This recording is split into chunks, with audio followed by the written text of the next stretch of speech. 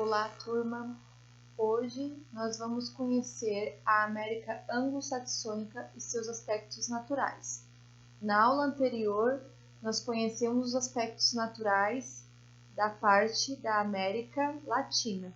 Hoje nós vamos conhecer a parte da América Anglo-Saxônica. Boa aula! Uma das características do continente americano é o desenvolvimento econômico desigual dos países que o formam. Nele estão localizados países de economia industrializada, países subdesenvolvidos industrializados e ainda um grupo de países subdesenvolvidos, cuja economia é essencialmente agrícola. Na aula anterior, nós conhecemos os aspectos naturais da América Latina e também conhecemos sobre a regionalização do continente americano. Nós descobrimos que o continente americano ele pode ser regionalizado de duas maneiras, então agora vamos fazer uma pequena revisão. A primeira forma de regionalizar o continente americano é pelos aspectos físicos, onde a América é dividida por grandes porções. América do Norte, América do Sul e América Central, que é uma porção menor. Ou regionalização pelos seus idiomas de colonização, que então é a América Anglo-Saxônica e a América Latina, a qual estamos estudando. Então também eu trouxe esse mapa de regionalização, onde eu mostro em vermelho a América Anglo-Saxônica, representada pelos Estados Unidos e Canadá, e em verde a América Latina, onde estão todos os países da América Latina, desde o México até o Brasil e a Argentina. Esse aqui seria o mapa de regionalização pelos aspectos físicos, onde a América é dividida por três partes: América do Norte, América Central e América do Sul. Como nós estamos trabalhando regionalização pelos idiomas de colonização, então agora nós vamos conhecer a parte do continente América Anglo-Saxônica, que é formada pelos Estados Unidos e Canadá. Essa região fica mais ao norte do continente, onde predomina uma economia desenvolvida, cuja marca comum foi a ocupação europeia voltada, em sua maior parte, para a formação de colônias de povoamento. Língua anglo-saxã. O que significa? É a língua derivada do inglês, falado pelos anglo-saxões do território para a moradia e subsistência dos colonizadores.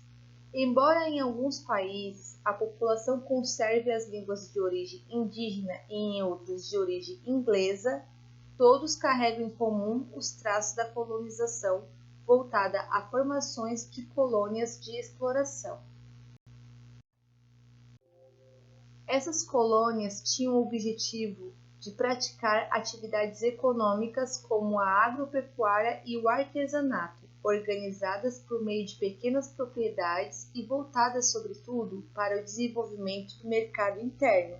Ou seja, essas colônias elas tinham o objetivo de desenvolver economicamente a sua própria localidade. Apesar das marcas e da influência da colonização francesa no leste do Canadá e da espanhola no sul dos Estados Unidos, a região recebeu esse nome em razão de sua colonização ter sido predominantemente língua inglesa, ou seja, a língua anglo-saxã. Como vimos, a América Anglo-Saxônica é formada por dois países, Estados Unidos e Canadá. Ao lado, eu trouxe um mapa da América inteiro, onde está em preto, tem uma listra onde divide a América Anglo-Saxônica, na região mais próxima ao norte do continente, e abaixo dessa listra preta, a América Latina, só para vocês poderem observar. Os Estados Unidos são um dos países mais extensos do planeta. Ele contém terras contínuas, onde se encontram 48 dos 50 estados de federação, e ainda porções descontínuas, como os estados do Alasca, que que se situa próximo à região norte do Canadá, e o Havaí, um arquipélago vulcânico que se localiza no Oceano Pacífico, aproximadamente a 8.000 quilômetros de distância de Washington, capital dos Estados Unidos. O Canadá, mesmo tendo vasta extensão territorial, apresenta baixa densidade demográfica. Essa característica se dá pelo fato de que boa parte da sua área localiza-se nas proximidades e até dentro do Círculo Polar Ártico, o que resulta em condições climáticas extremamente rigorosas, dificultando a ocupação do território. Ou seja, boa parte dessa área está dentro do Círculo Polar Ártico, é um lugar extremamente frio e de difícil sobrevivência. Agora eu trouxe um mapa só da América Anglo-Saxônica, para que vocês possam observar onde está localizado o Alasca, que pertence aos Estados Unidos, que está próximo a esse Círculo Polar Ártico. Ele pertence ao Oceano Glacial Ártico, um lugar extremamente frio. Vista panorâmica de Ottawa, no Canadá. E embaixo a vista panorâmica de Washington, nos Estados Unidos. Principais características naturais da América Anglo-Saxônica. Os Estados Unidos e o Canadá apresentam grande diversidade de paisagens, resultado da interação entre suas formas de relevo, seus tipos climáticos e suas formações vegetais. Veja alguma dessas diversidades a seguir. Todas essas imagens que eu coloquei no slide pertencem, então, aos Estados Unidos e ao Canadá. As áreas que nós podemos observar de paisagens mais quentes pertencem aos Estados Unidos. E essas áreas que eu coloquei com imagens de paisagens mais polares pertencem ao Canadá. Relevo e hidrografia América Anglo-Saxônica. Então, esse é o mapa de relevo e hidrografia da América Anglo-Saxônica. Os territórios do Canadá e dos Estados Unidos apresentam, em sua maior parte, baixas altitudes. Vamos observar nesse mapa. Então, nesse mapa, nós podemos observar que onde está em cores mais quentes, que é em laranja, vermelho e marrom, seriam as partes mais elevadas, as altas altitudes dessa região da América Anglo-Saxônica. E podemos observar nesse mapa que são apenas pequenos pontos, onde se encontram as montanhas rochosas.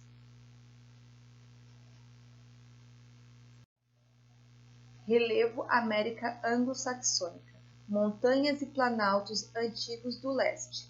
Essa área da América Anglo-Saxônica abrange o Planalto Laurenciano e os Montes Apalaches, um conjunto de montanhas e planaltos muito antigos e desgastados, apresentado por isso altitudes modernas. Então, ao lado eu trouxe uma imagem dos Montes Apalaches, que se encontra no estado de Virgínia, nos Estados Unidos. Montanhas Jovens do Oeste. Estão situadas em uma extensa área de contato entre a placa tectônica do Pacífico e a norte, a placa americana. Nesta região, no período terciário da Cenozoica, período entre 65 a 2 milhões de anos atrás, formou-se uma ampla cadeia de montanhas denominadas rochosas. Os cânions. Também na porção oeste dos Estados Unidos encontramos o Grand Canyon, formado em áreas de rochas sedimentares que, no decorrer de milhões de anos, vêm sendo desgastadas pelas águas do rio Colorado, que percorre a região. Os processos erosivos desenham longos e profundos vales em formas de cânions. Então, essa é a imagem do Grand Canyon no estado do Arizona, está localizado também nos Estados Unidos. Relevo América Anglo-Saxônica. Agora eu trouxe a imagem do rio Mississippi nos Estados Unidos. No centro da América Anglo-Saxônica estão localizadas extensas áreas de planície. O rio Mississippi atravessa as planícies centrais dos Estados Unidos e forma uma densa rede hidrográfica, com seus afluentes vindo de montes Apalaches a leste das Montanhas Rochosas a oeste. Esse rio exerce um papel muito importante para a economia regional. Em 2011, circularam por esse rio aproximadamente 500 milhões de toneladas de mercadorias. A região dos Grandes Lagos. Os lagos existentes na fronteira entre os Estados Unidos e o Canadá compõem a região denominada Grandes Lagos. Estes lagos surgiram com o recuo das geleiras que há mais de 10 mil anos cobriam o Canadá e o norte dos Estados Unidos. Então, essa imagem agora é uma imagem de satélite, onde mostra os pontos específicos que formam os Grandes Lagos.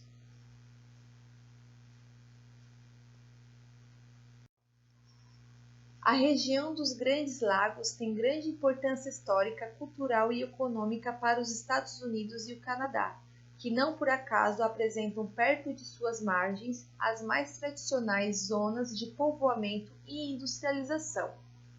Atualmente, além de facilitarem a navegação, o transporte, a geração de energia e o desenvolvimento industrial do local, os Grandes Lagos têm atraído atividades turísticas impulsionadas por paisagens naturais como as Cataratas do Niágara.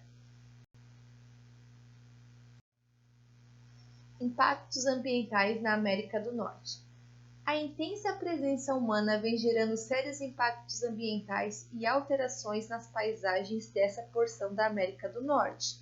E a poluição das águas representa hoje uma das mais sérias ameaças à biodiversidade do local. Ao lado, imagem das Cataratas do Niágara, em Ontário, no Canadá. Fim de aula. Nossa aula sobre o relevo e a hidrografia da América Anglo-Saxônica termina aqui. Na próxima aula, iremos estudar o clima e as formações vegetais da América Anglo-Saxônica.